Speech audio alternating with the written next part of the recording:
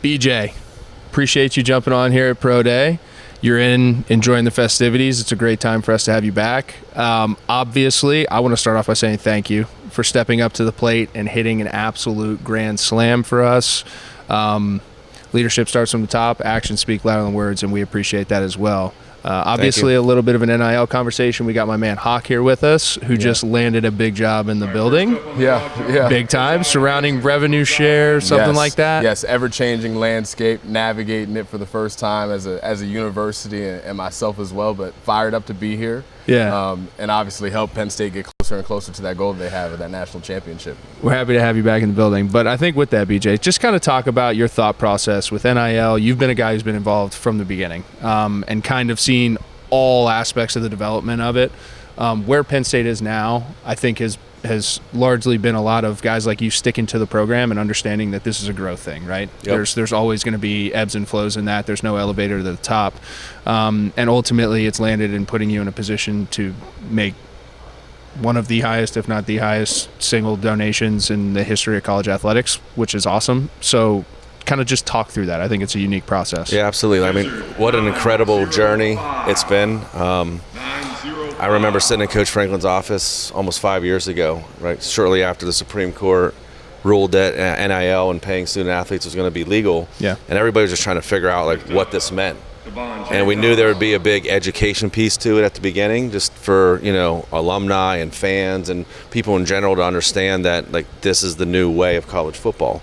And it was going to take some time to get that across to the Penn State community. So we were having meet and greets with Coach Franklin for a couple of years, just bringing people in and just talking to them and just getting them to understand that this is the direction of college football.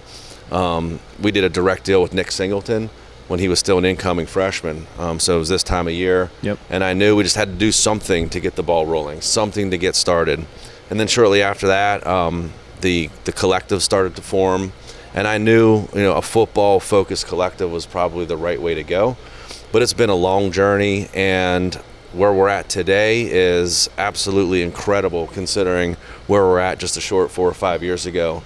And I would put us, right at the top of the list of, who's doing NIL the right way, who's doing the rev share the right way, who's helping these student athletes build their own brands, giving back to the community, and still developing, right? Not trying to build a football team just through the transfer portal and just through NIL. So I'm pretty proud of, where we've come over the past 4 or 5 years.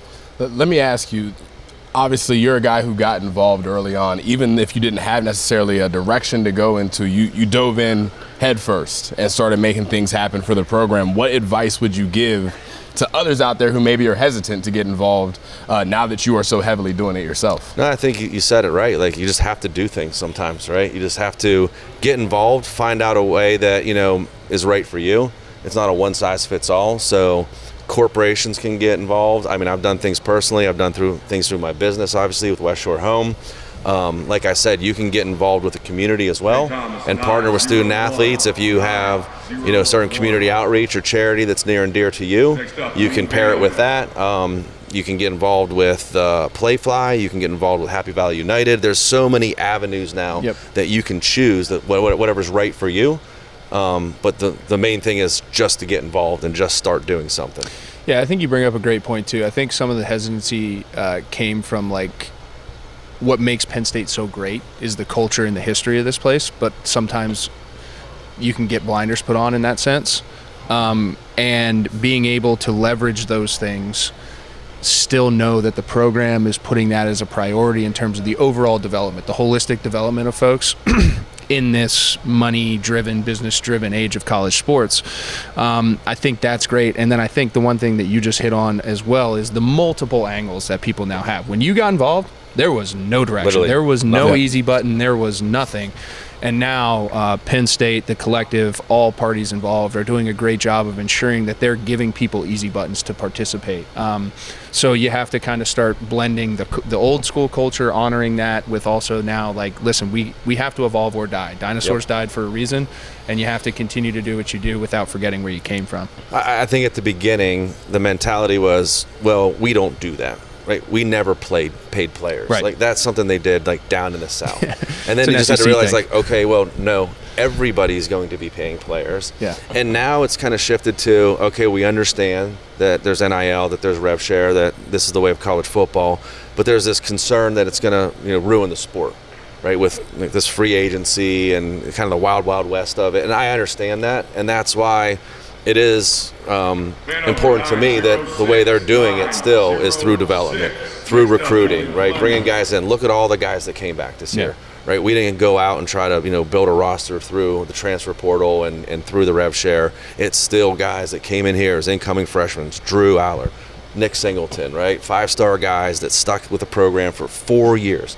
They could have transferred at any time, and they're still here. And there's a bunch of players like that, and I think that's pretty special. And to your point, I think it speaks directly to the fact that the culture here has found a way to not only just maintain but continue to grow in an era where around the country maybe the culture is a piece that lacks. Now the NIL is a piece of it, but here it's pretty apparent that they've continued to evolve, and Coach Franklin has done a good job of keeping those traditions of Penn State football alive and well through, again, an unprecedented time. Now I want to ask you, I don't want to shift gears too much, but we are sitting here at Pro Day. We got all kinds of guys back there running 40-yard dashes. We got vertical jumps going on. What would your 40 time be right now if you had to? And both your hamstrings make it out intact? I think I could run a sub 5.0. Sub 5. I think I could be in the 4.9s. Okay. My best time ever was a 4.60. So that was about 30 years ago. But to the second part of your question, no, probably both hamstrings don't survive. So I'm not even going to think about trying it. Right. And it is golf season, so we have to be very cognizant of the hips, hamstrings, and things of that nature. To kind of piggyback off that too, though, this is an awesome event, great event. Coach Franklin, I think, has done a fantastic job of opening up the program, more so than he did even at the beginning of this process. And this is a perfect example. You're sitting here. We have an entire sideline dedicated to folks like yourself who are giving to the program and participating.